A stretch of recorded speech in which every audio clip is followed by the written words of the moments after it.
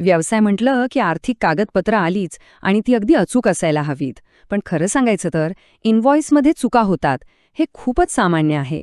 मग प्रश्न येतो की या चुका व्यावसायिक पद्धतीने सुधारायच्या कशा? तर आजच्या या माहितीच्या विश्लेषणामध्ये आपण याच समस्येवर आणि त्याच्या अगदी सोप्या उपायांवर नजर टाकणार आहोत. असं कधी झालंय का की घाई गडबडीत एखादं इनव्हॉइस पाठवलं गेलं आणि नंतर लक्षात आलं की अरे, यात काहीतरी चुकलंय? हे बघा, असं जवळजवळ प्रत्येक व्यवसायात घडतं. पण काळजीचं काही कारण नाहीये, कारण यावर एक सोपा आणि एकदम योग्य उपाय आहे.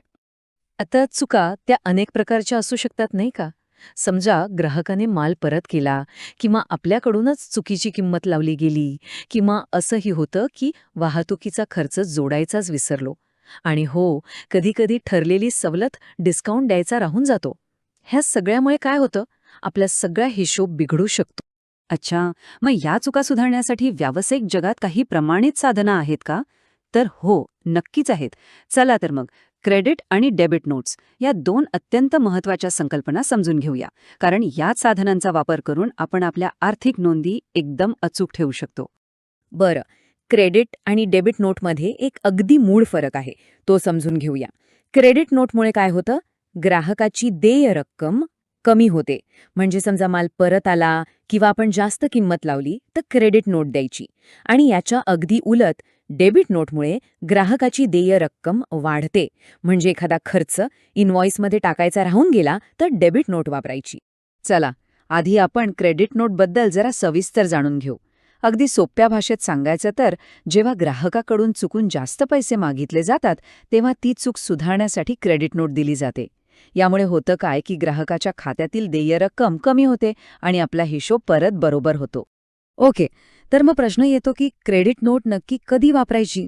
तर बघा, जेव्हा एखादा ग्राहक खराब किंवा जास्तीचा माल परत करतो तेव्हा, किंवा मूळ इनव्हॉइसमध्ये किंमतच जास्त लावली गेली असेल तेव्हा, किंवा असं झालं की जेवढा माल पाठवला त्यापेक्षा जास्त मालाचं बिल बनलंय तेव्हा क्रेडिट नोट जारी केली जाते. एवढंच नाही, समजा इनव्हॉइस बनवल्यानंतर काही डिस्काउंट द्यायचा ठरला किंवा कराची रक्कम म्हणजे टॅक्स जास्त लावला गेला असेल तरीही क्रेडिट नोटचाच वापर होतो. आता वळूया डेबिट नोटकडे. हे क्रेडिट नोटच्या अगदी अगदी उलटा आहे. जेव्हा व्यवसायाकडून ग्राहकाला आवश्यकतेपेक्षा कमी रकमेचं बिल दिलं जातं तेव्हा ती रक्कम वसूल करण्यासाठी डेबिट नोट जारी केली जाते. आणि साहजिकच यामुळे ग्राहकाची देय रक्कम वाढते. डेबिट नोट जारी करण्याचीही काही खास कारणं आहेत. उदाहरणार्थ, मूळ इनव्हॉइसमध्ये एखाद्या वस्तूची किंमत लावायची राहूनच गेली असेल किंवा वाहतूक आणि पॅकिंगसारखे अतिरिक्त खर्च ते जोडायचे विसरलो.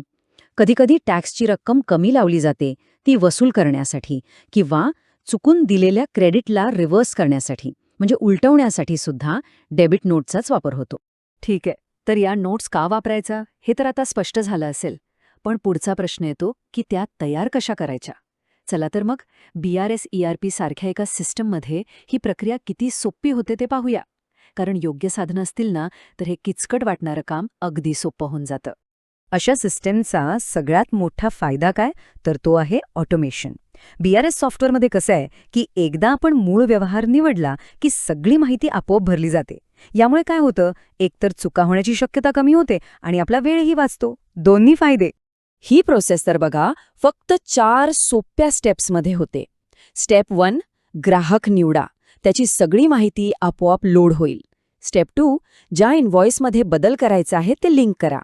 स्टेप 3, गरजेनुसार मालाचं प्रमाण, दर किंवा टॅक्स जे काही असेल ते बदला.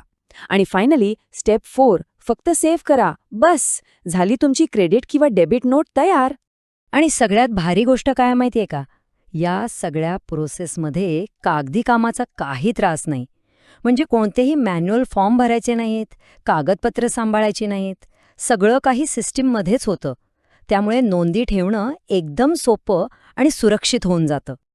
आता आर्थिक व्यवहार म्हटलं की कायदेशीर आणि टॅक्सच्या नियमांचं पालन करणं हे तर आलंच. हे खूप महत्वाचं आहे. तर मग पाहूया की एक चांगली सिस्टीम हे काम कसं सोपं करते आणि व्यवसायाला कसं एकदम चिंतामुक्त ठेवते. ही सिस्टीम आहे ना, आपल्या नोंदी ऑडिटसाठी कायम तयार ठेवते. कसं?